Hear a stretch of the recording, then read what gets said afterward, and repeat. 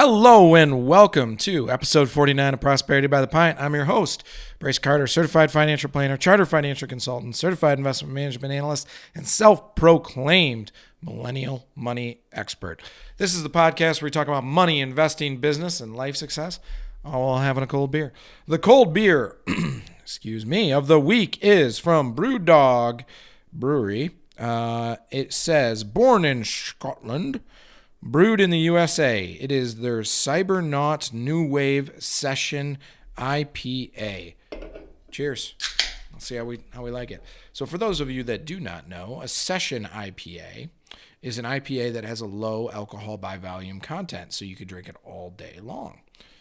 So, again, I'm terrible at pouring beers apparently, so it's overflowing, and we're going to wait for that to settle down to have a sip. This episode, I'm not going to lie, I'm stealing my content from my brother a little bit here. He wrote a fantastic article on topics that which I've talk about is very similar, but the topic in of itself is the new age of financial responsibility. And this is something I've talked about. Episode 1, I think, is probably the most clear picture on this, and that is that this new generation, my generation, millennials, the next generation, even generations X and Y, have this situation where we cannot rely on the government to take care of us once we retire, our employer to take care of us. We are the traditional three-legged retirement stool of Social Security, pension, and personal savings is dead. It's gone. It's broken. That stool done tipped over, caught on fire, got thrown in the incinerator, okay? We have to be responsible for our own financial future, not our company, not our government. And so that's this new age of financial responsibility. I wanted to give some examples of it specifically. So this is the article that my brother Brandon wrote about a bit, who was a guest on this episode or on this podcast previously. You can find this article at fsgmichigan.com, go under insights and the blog. So he wrote this basically saying, we grew up in a small town outside of Flint, Michigan called Swartz Creek, Michigan. So if you're local, you know what that is. And our community was really a home, a hotbed for the big three automakers, Ford, Chrysler, GM.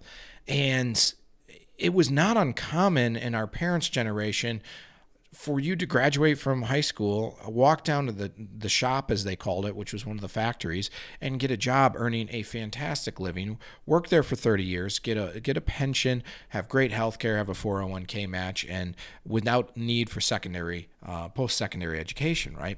And so that was the reason why so many people maybe didn't need a financial advisor. Like, I look at my grandpa's scenario, my grandfather was a union negotiator. He worked a variety of other jobs throughout his career. Each one of them was a true career, though. They weren't jobs like in which, we think people work, so many different jobs, right? But they were true careers. He had multiple pensions, and his biggest career was a union negotiator. But when my grandfather retired, between Social Security and his pension, he had like 95% of his pre-retirement income made up for, adjusted for inflation every year. And he could buy CDs when he retired at like 8, 9, 10%. So he can buy CDs at 8, 9, 10%. His pension and Social Security cover all of his obligations, and he doesn't owe anything. And he's got union provided health care. What did he need a financial advisor for? You've already won, right? I mean, yeah, a financial advisor might have helped the situation, but he already won. I mean, he didn't need one. It's very different today. I mean, Social Security, I personally believe it's going to be means tested. What means tested means is that I'm 30 years old. By the time I reach full retirement age, it's 67 years old. I think that if I do a really good job of saving and I have a good income in retirement, that Social Security is going to be deemed unnecessary for me. So I'm going to pay into it for my entire working career but not receive any benefit out of it. I think that's where it's eventually going to go, because without changing Social Security somewhat dramatically, it will run out of money. And when Social Security runs out of money, they're going to have to do something, right? So you can't just cut off the paychecks for the senior citizens of this country. The economy would collapse. People would die. People would be on the street. It's terrible. So they're going to have to do something. What they do, I don't know, but one of my beliefs is that they're going to make it means tested. Like, for instance, our president, Donald Trump, is a billionaire, and he's collecting the presidential salary, but he's also of Social Security age, which means he gets a Social Security check. He might donate that. I don't know what he does with it, but he gets it.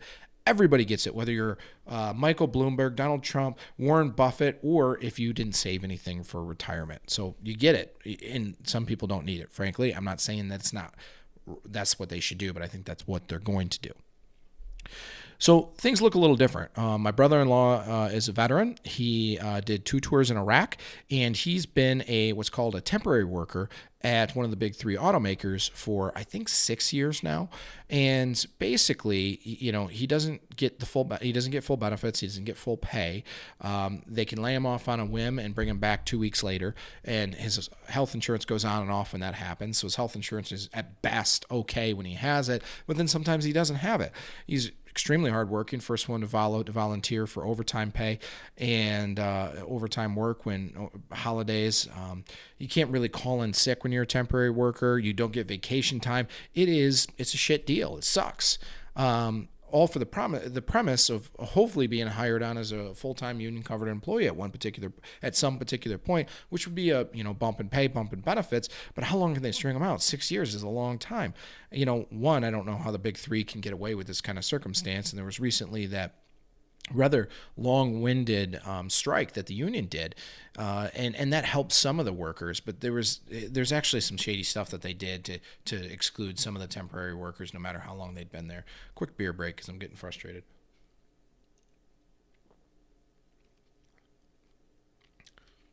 I don't know. This is it's okay. It honestly is watery. It does not have a lot of flavor for. Even an IPA, I know it's a session, but man, I'm going to pour the bottom of the can in there, shake it out, see if we get some extra flavor, and it's going to overflow again. I didn't think it was enough to overflow it again, but here we go.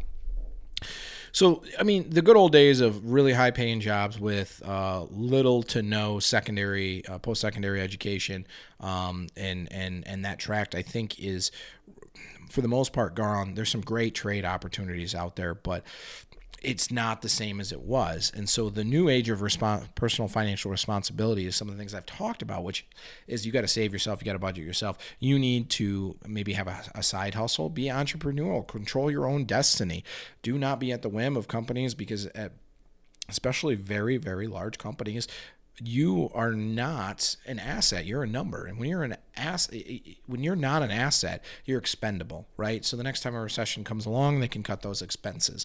And I have major issues with that. So if we look at, the transition of what happened kind of with Fortune 500 companies and these larger employees that had these really good benefits that you could rely on, work 30 years, golden watch, and a pension, is the amount of Fortune 500 companies that had a pension went from about 50% of Fortune 500 companies in 1998 to less than 5% now.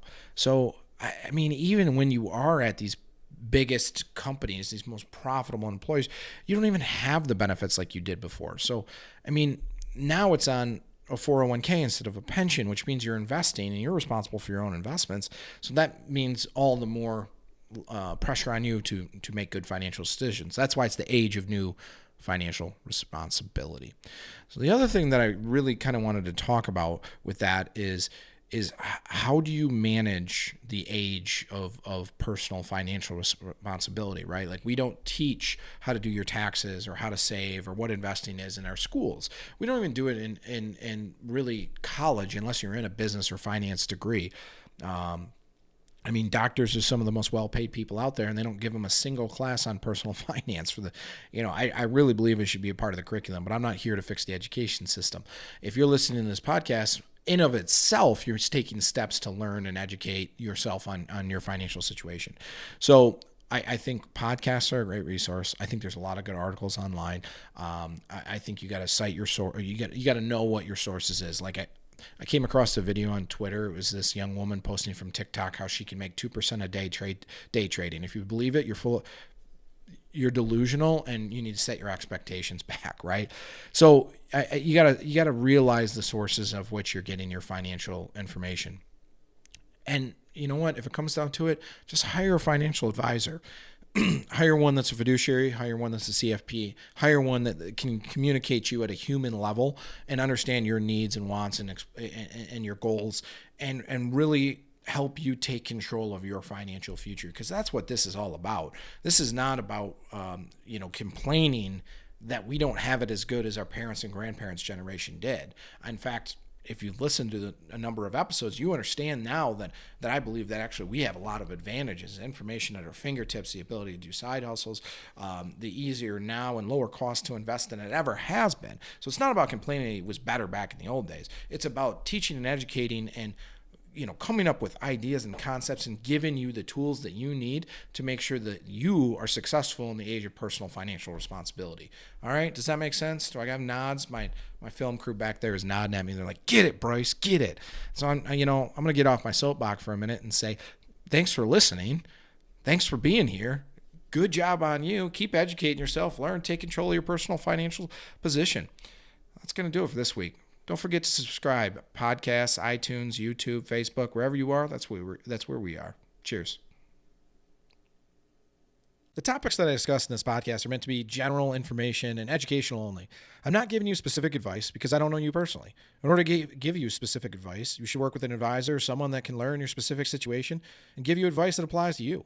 If I talk about a specific security, please keep in mind I'm not recommending that security.